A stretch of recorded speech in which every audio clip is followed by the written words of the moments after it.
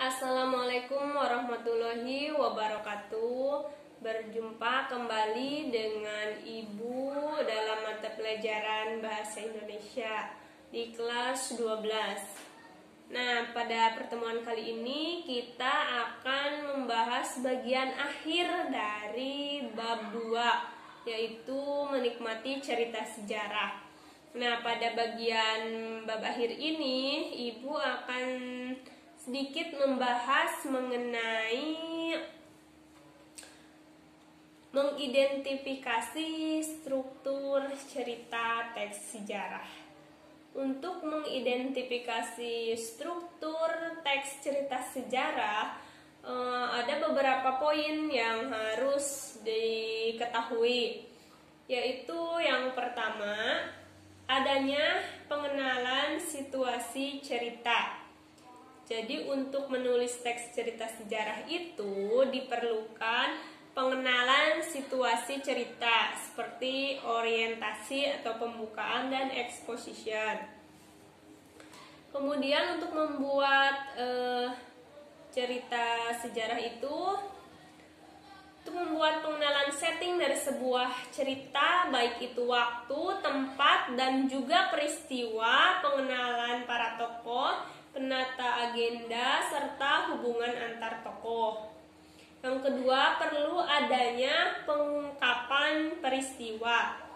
Jadi untuk membuat cerita sejarah itu harus ada pengungkapan peristiwa yang benar-benar sesuai dengan fakta. Dimulai dari peristiwa awal yang menimbulkan berbagai masalah, pertentangan, serta kesukaran yang dialami oleh seorang tokoh. Kemudian yang tiga, munculan konflik. Nah, pada bagian ketiga ini pertamanya ada muncul konflik di bagian ketiga ini. Bagian tengah ya, pasti ada konflik. Nah, pada permunculan konflik dimulai dengan adanya perhatian, kehebohan, kegembiraan, atau keterlibatan situasi yang menyebabkan pertambahan kesusahan tokoh. Jadi pada bagian konflik ini masalah-masalah seperti kehebohan atau situasi-situasi muncul kesusahan. Yang keempat, adanya puncak konflik. Nah, konfliknya itu semakin memuncak atau bisa disebut sebagai komplikasi. Ada juga yang menyebut dengan klimaks. Ini adalah bagian penceritaan yang menegangkan, mendebarkan adanya perubahan nasib pada tokoh. Ya, jadi pada poin ini disebut juga sebagai klimaks. Nanti di akhirnya ada perubahan nasib seorang tokoh. Kemudian yang kelima yaitu penyelesaian atau resolusi. Nah, pada bagian ini adanya penilaian nasib dari para tokoh setelah peristiwa puncak. Ada juga yang menamakan sebagai wujud atau kondisi akhir yang dialami oleh seorang tokoh.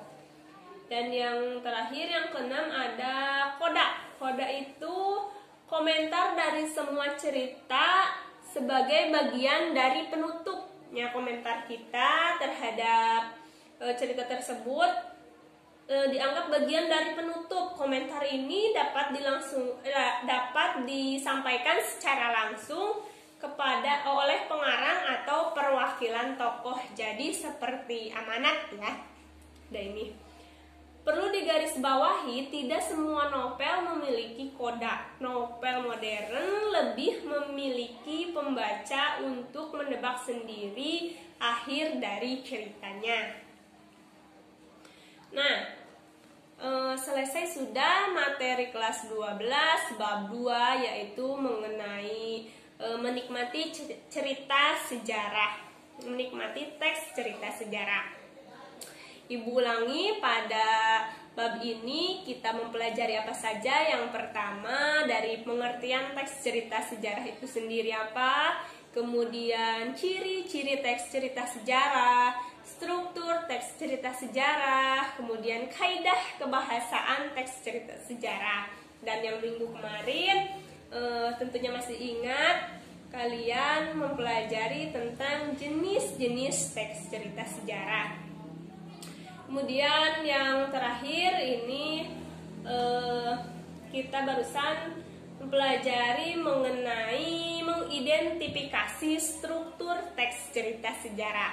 Nah, dari berbagai macam pertemuan yang telah Ibu sampaikan di bab 2 ini, rupanya ada yang tidak dimengerti oleh kalian. Apa saja silahkan catat dan berikan pertanyaannya itu kepada Ibu. Nanti Ibu akan menjawabnya.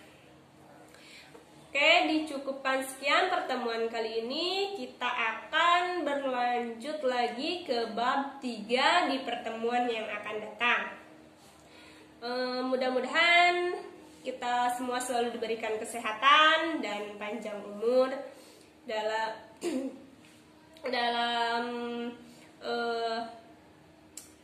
kehidupan ini. Kita harus senantiasa bersyukur atas rezeki dan nikmat yang telah Allah Subhanahu wa taala berikan kepada kita. Akhir kata Ibu ucapkan wabillahi taufiq wal hidayah. Wassalamualaikum warahmatullahi wabarakatuh.